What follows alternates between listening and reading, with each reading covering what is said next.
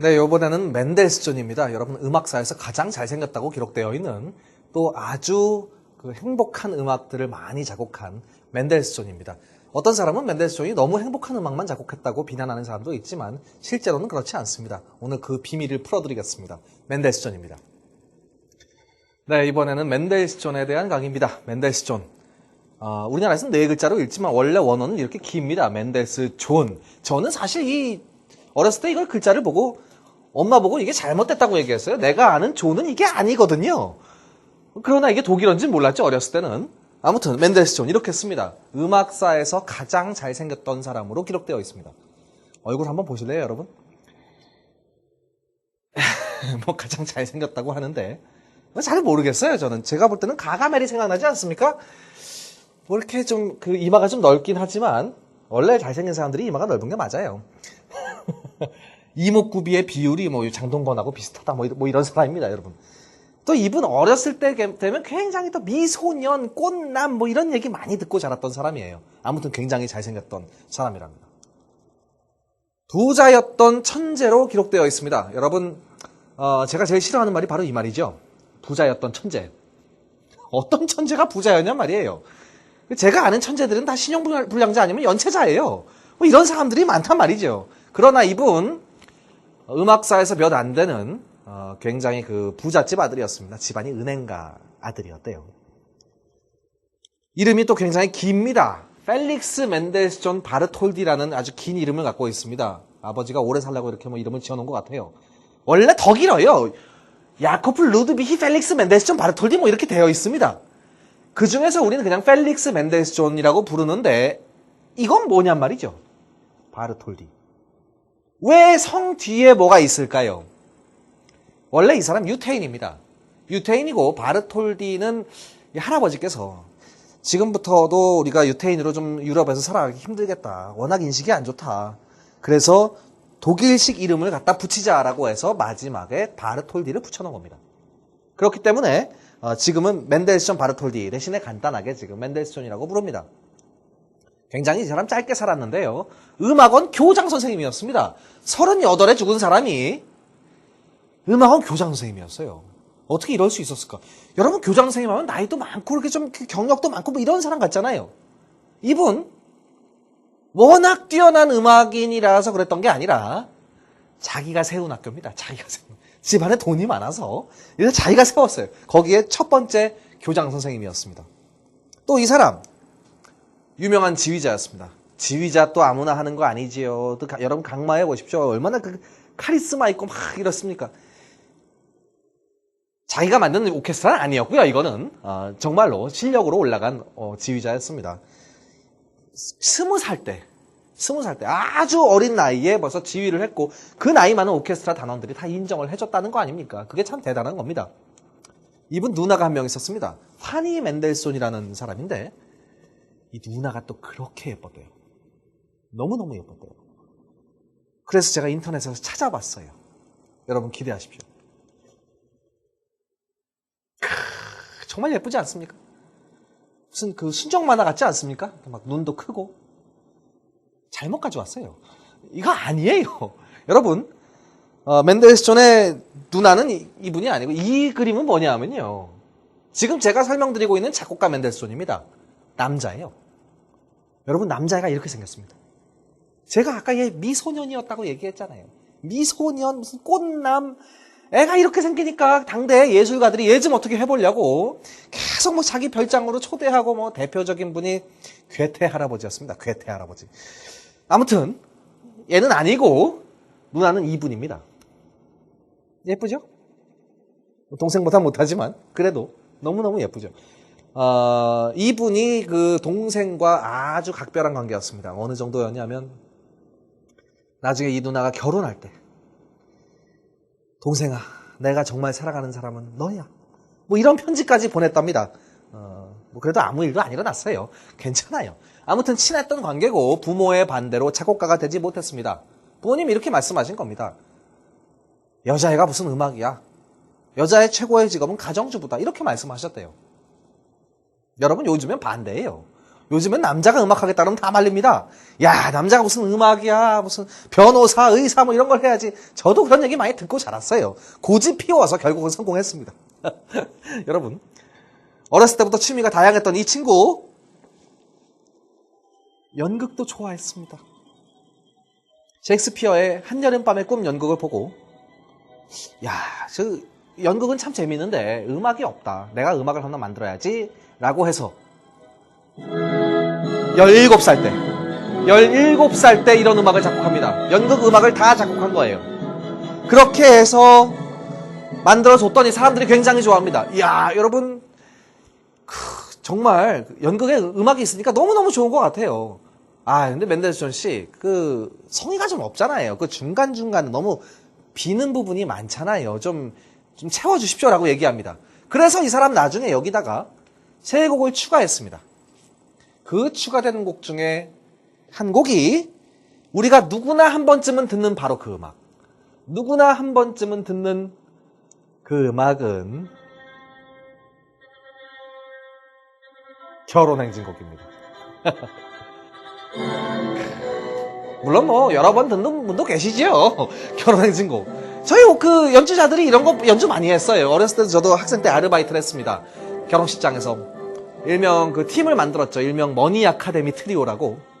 돈을 만들기 위해서 3명이서 이렇게 연주를 하고 다녔던 적이 있어요. 그럼 항상 여러분 우리한테는 이게 집에 가는 곡입니다. 이 곡이 끝나야 집에 갈 수가 있어요. 돈 받고. 그래서 예전에 이렇게 3명이서 가면은 항상 이 곡 연주 끝나고 기다리죠. 기다리고 있으면 저쪽에 이렇게 신랑 동생분 같으신 분이 오십니다. 이렇게 봉투 들고 오시면 이제 갖다 주시면 저희는 또 바로 안 가고 이걸 또 화장실 가서 나눠야지요. 나누는데 꼭 3명이 왔는데 눈치 없이 10만 원 주세요. 여러분 이거 어떻게 나누라는 겁니까? 3명이서. 이거 3,330원까지 나누고 있어요. 아무튼 결혼식장에서 아주 즐거운 일이 많았습니다. 예전에. 현악사준주 중에 이런 곡이 있습니다. 그것이 진실인가요? 역시 저희가 제목 붙였습니다. 원래요. 저희가 또 아무렇게나 제목 붙인 사람들은 또 아니잖아요. 그것이 진실인가요? 자기가 만들었던 가곡의 멜로디를 그대로 따온 현악사준주기 때문에 그 가곡의 제목을 붙였습니다.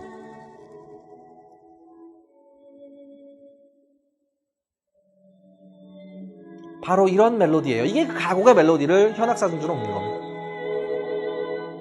아름답죠? 도대체 그 가사가 뭐였길래 그것이 진실인가요? 라는 제목을 갖고 있을까? 이런 겁니다. 그 산책로에서 나를 계속 기다렸다는 것이 사실인가요? 아름다운 얘기죠. 스토커에 관련된 얘기입니다. 아무튼 자, 나중에 누나가 결혼했습니다. 누나가 화가하고 결혼했어요. 그런데 그 친했던 누나 결혼식에 못 가요. 왜? 이 친구 또 여행을 너무 좋아해서 여행 가다가 다리를 다쳐서 누나 결혼식에 못 갑니다. 그래서 아주 한이 맺히죠. 내가 그 사랑하는 누나 결혼식에도 못 가보다니. 이분이 여행 가면서 어떤 일을 했냐면요. 굉장히 여행을 좋아해서 그림도 잘 그렸답니다. 자연을 여행하면서 스케치했대요. 좀 짜증날려 그래요. 못하는 게 없어요 얘는. 뭐 그림도 잘 그려, 뭐 집에 돈도 많아, 뭐 음악도 잘해. 아유 좀 그래요 좀. 그래서 제가 이 사람 그림을 찾아봤더니 별로 제 생각에 그렇게 잘 그린 그림 같지 않습니다. 무슨 동굴을 그려놨다는데 이렇게 뭐 기둥을 이렇게 깎아놓은 것처럼 생겼어요.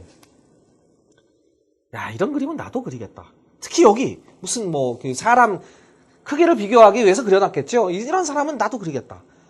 그렇지만 저도 궁금하기 시작했죠. 도대체 동굴이 어떻게 생겼길래 그림을 이렇게 그려놨을까?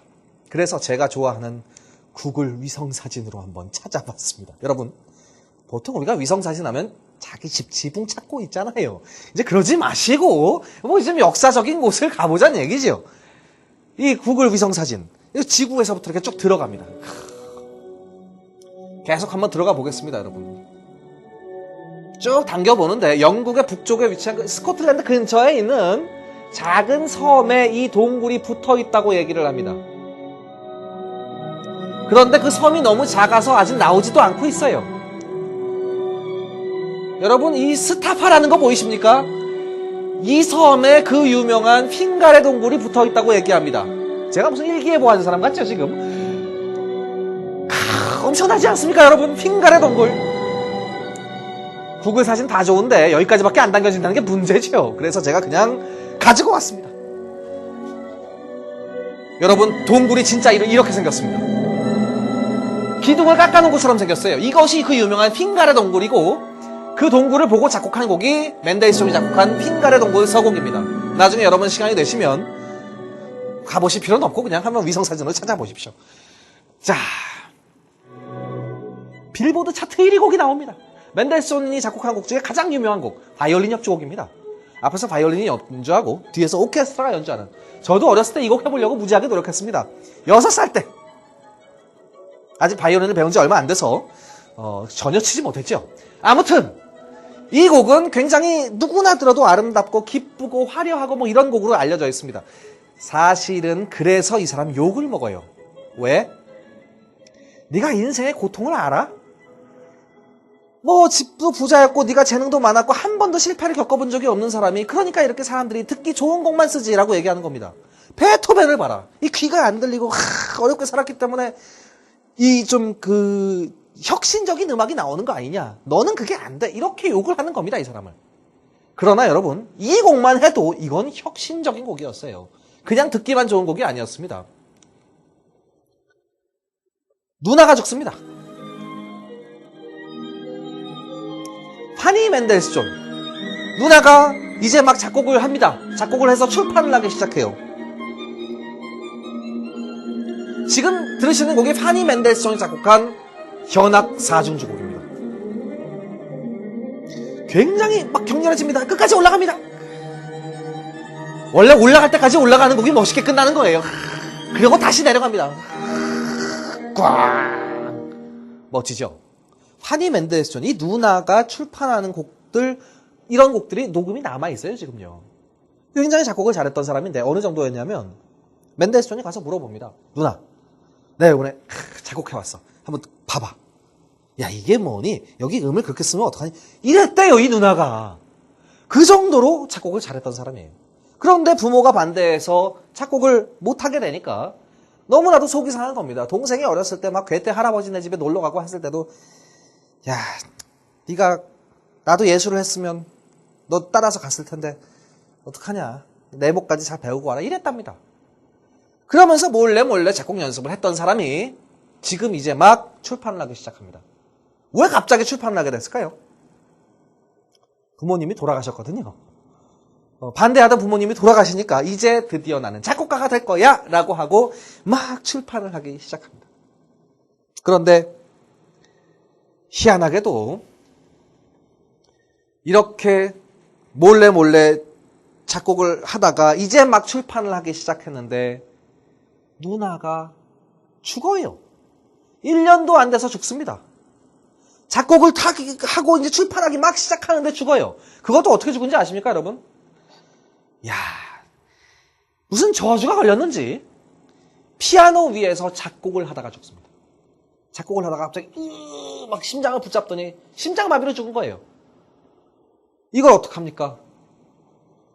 맨델스존 정신을 못 차리는 겁니다. 세상에. 왜냐하면요, 이것도 누나가 작곡을 막 한다고 해갖고 동생한테 편지를 보냈더니 동생이 뭐라고 했는 줄 아십니까? 누나, 사실은 내 생각도 똑같아. 이러는 거예요. 누나 작곡하지 마. 여자가 무슨 작곡이야. 가정주부를 해. 뭐 이랬던 거 아닙니까? 평생 동안 한 번도 안 싸웠던 이 친했던 동생과 누나 사이가 그때부터 갈라지기 시작했는데 그러다 얼마 되지 않아서 죽은 거예요. 그러니까 맨델스존, 나 때문에 죽었나 이렇게 생각하는 거예요. 내가 누나한테 왜 그랬을까? 하나밖에 없는 내가 사랑하는 누나가 죽었다. 그래서 맨델스존 쓰러집니다. 쓰러져서 이 사람 못 일어나요. 침대 위에서 마지막 현악사중주를 작곡하고 있습니다. 파니의 죽음. 이게 마지막 현악사중주입니다. 보통 사람들은 마지막 곡 하면 뭐 이렇게 좀 전위적이고 혁신적인 곡이 나오는데 이 사람 그렇지 않아요. 뭔가 굉장히 혼란스럽고 갈등나는 곡이 나옵니다. 그래서 아주 슬프고 어둡고 이런 곡이 나와요. 중간에 예를 들어서 일반적인 곡 같은 경우는 스케르초라고 이렇게 톡톡 튀고 재밌는 곡이 나오는 게 정상입니다. 이 사람은 심지어 그런 곡마저도 이런 곡입니다. 어둡고 슬퍼요. 제가 참 좋아하는 명곡입니다. 마지막 현악산주 6번의 이 악장. 아주 격렬하고 정말 슬픈 멜로디를 담고 있습니다. 바로 이 마지막 곡이 누나의 죽음을 묘사하는 그런 걸작입니다. 그리고 멘델스존 어떻게 됐겠습니까, 여러분? 죽었어요. 얼마 후에 멘델스존은 죽습니다. 평생 동안 아무 일도 없었고 정말 자기의 재능을 다 발산하면서 행복하게 보내고 집도 부유하게 컸고 젊은 나이에 엄청난 성공을 가졌던 사람이 누나가 죽으니까 그걸 이기지 못하고 죽습니다. 어떤 사람이 이렇게 얘기합니다. 인생의 고통을 몰랐기 때문에 이런 고통을 이기지 못했다는 거예요. 그래서 여러분, 이 젊은 천재가 38살에 죽은 겁니다. 멘델스존 굉장히 음악사에 특이한 사람이었습니다. 또 유태인으로서 나중에 바그너 같은 사람한테 굉장히 비난을 샀습니다. 유태인이나 만드는 그런 재미있는 음악이나 만들었던 사람이다. 그러나 그것은 과소평가입니다. 멘델스존의 전 작품을 훑어보면 굉장히 혁신적이고 또 전위적이고 마지막에 이렇게 진지한 음악이 담겨 있습니다. 여러분, 오늘 멘델스존의 이야기였습니다. 감사합니다.